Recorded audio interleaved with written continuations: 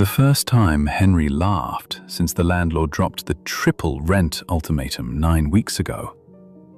He was sitting in a gas station parking lot at 2 in the morning, biting into a sandwich that tasted, for reasons he couldn't explain, of pennies. He was parked at a mobile somewhere off I-91, halfway between Brooklyn and whatever came next. The sandwich was bad. Not funny bad, just sad bad. Wilted lettuce, ham with a sheen on it you don't want ham to have. And yet, he laughed. Big, shoulders-shaking laughs. Then the laughing turned into something else, and he was crying for the first time since the restaurant had shut its doors. Full body crying, chin tucked into his chest so the trucker at the next pump wouldn't see. He finished the sandwich anyway. That was the thing about rock bottom he was starting to figure out. It wasn't a single moment you could point to on a calendar. It was more like a basement. Every time you thought you'd hit the floor, you'd find another set of stairs going down. Yesterday, Henry had locked the front door of Marigold for the last time. 8 years. 8 years of 14-hour shifts and the peculiar joy you only get from feeding people you'll never meet again. Then the lease came up for renewal. The landlord wanted triple, and the bank said what banks say when the numbers don't bend. Theo, his sous chef, hugged him in the walk-in cooler and said, "Chef, this isn't your fault," which somehow made it worse. His wife, Anna, had stood in the kitchen doorway while he packed the car. She hadn't been saying much. She hadn't been saying much for months now. "Call me when you get there," she said. "I'll call you." They both knew it was the kind of thing you say when you don't know what else to say. So here he was, driving north toward a place he hadn't seen in 12 years. His father's cabin in Vermont, a small A-frame on the edge of an orchard town called Shelburne. His father had died the previous fall. Henry had been meaning to drive up ever since. First, there was the grief. Then the restaurant went under. Somewhere in the middle of it all, the marriage had started going quiet in a way quietness doesn't usually go. He pulled into the driveway at dawn. The cabin looked smaller than he'd remembered. The roof was mossy, the porch steps sagged like a tired man's shoulders, and the front door stuck. When he finally shouldered it open, the place smelled of dust and his father's old pipe tobacco. He stood in the middle of the living room and thought, "I have nothing left to offer anyone." He'd come to clean the place out and sell it. That was the plan. He made it 6 hours before somebody knocked on the door. She was maybe 75, white hair in a braid, eyes the color of river water.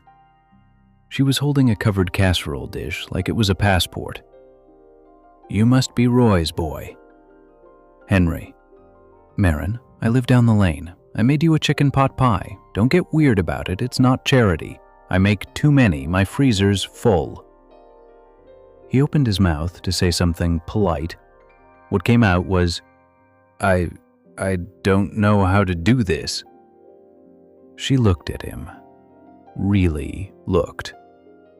"Do what, honey?" "Any of it."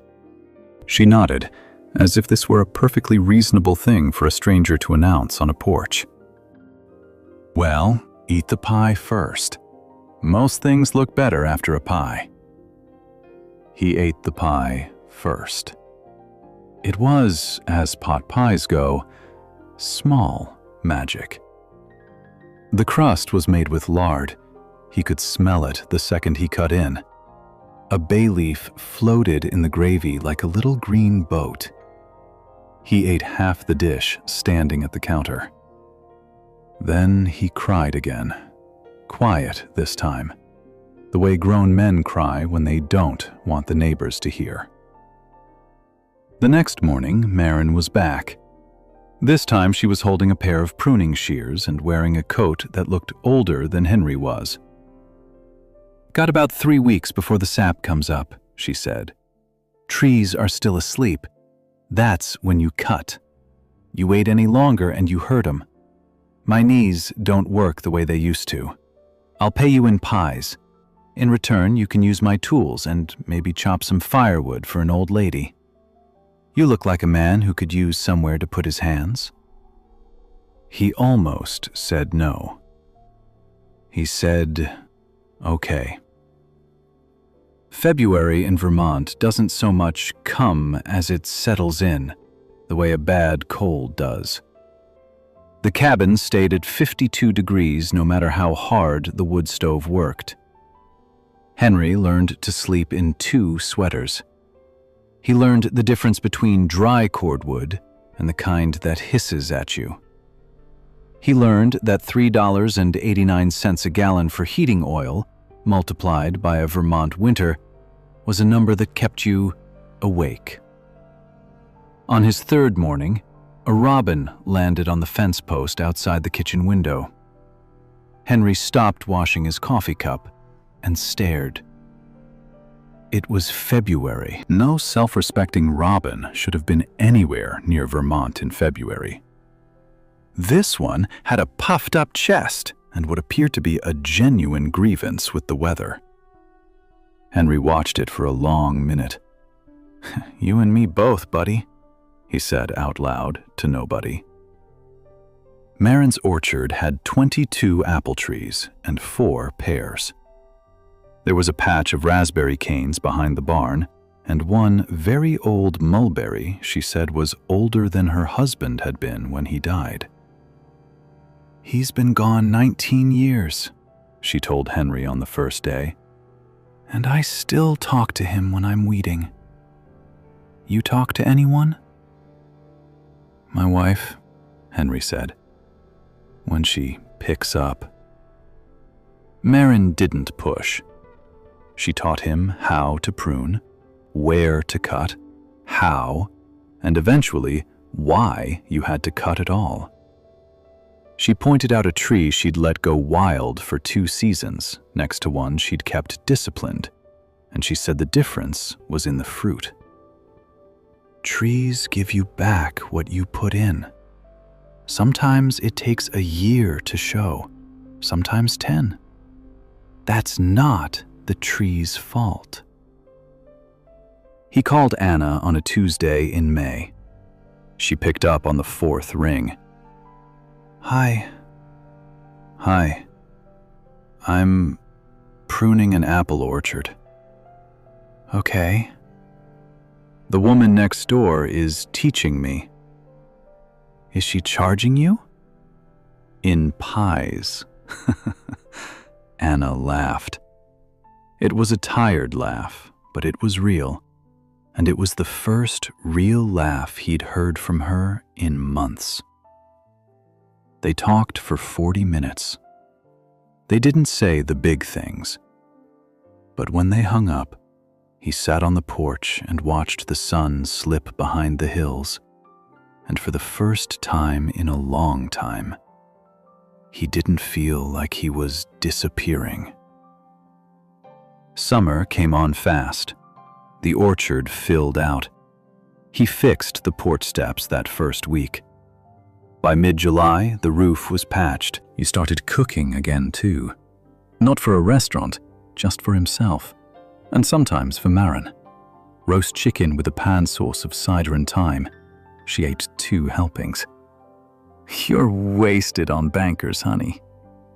He told her about Marigold, about the lease, about Theo crying in the walk-in. She listened all the way through.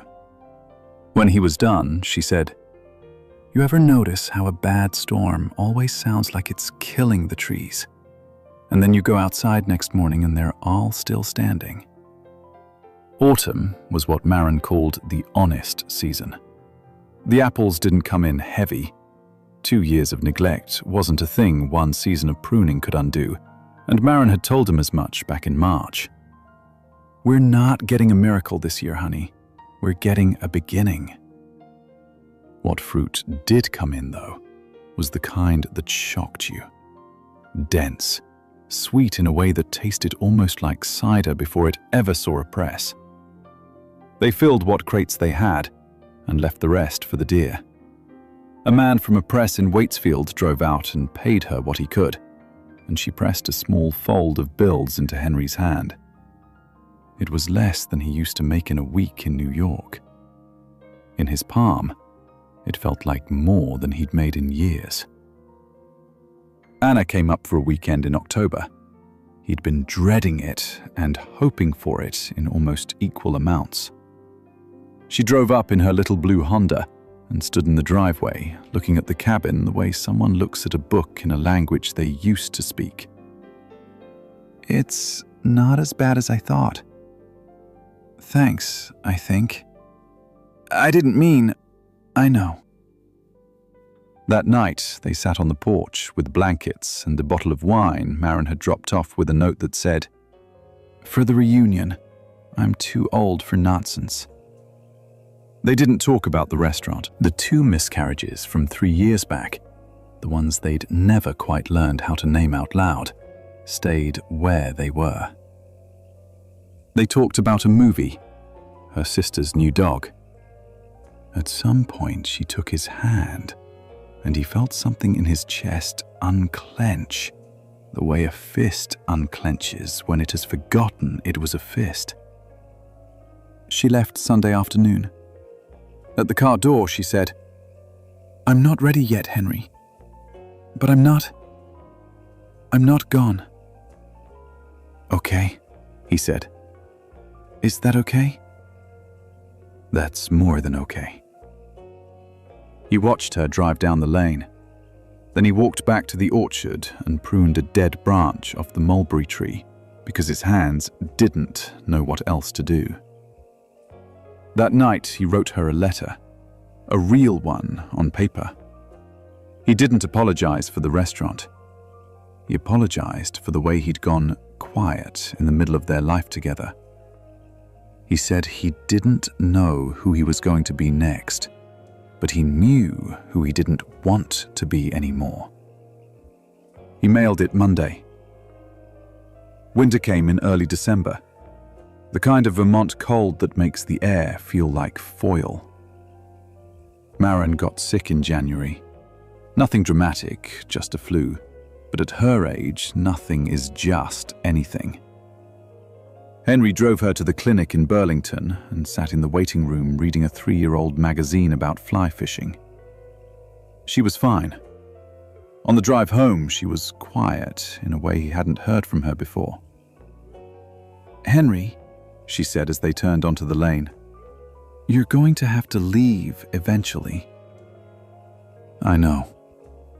I'm just saying, don't let the staying get to be about hiding."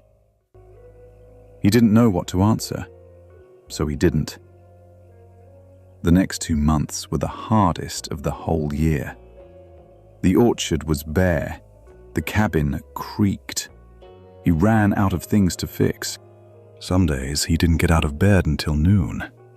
Some days he sat at the kitchen table and watched the snow drift past the window and felt bone deep, like nothing was ever going to change again. He called Theo, his old sous chef. Theo was working at a hotel in New Jersey and hating every minute of it. "Chef," Theo said, "when you know what's next, you call me first. I mean that." He called Anna more. Little things, mostly. Her sister's dog had chewed through a leash. Her mother had taken up watercolor. She laughed more now. He thought about driving down to the city for a weekend. He didn't go. Not yet. One morning in February, a day so cold his breath cracked in the air, he walked out to the orchard. The trees looked dead. They weren't, he knew that now. Under the bark, down in the sapwood, everything was waiting. He used to believe rock bottom was a place you passed through. You fell, you picked yourself up, and the rest of it got filed away under water under the bridge. Standing there in the frozen grass, he understood something else. Winter wasn't a thing you got through. It was a thing you were in. You didn't beat it. You didn't outrun it.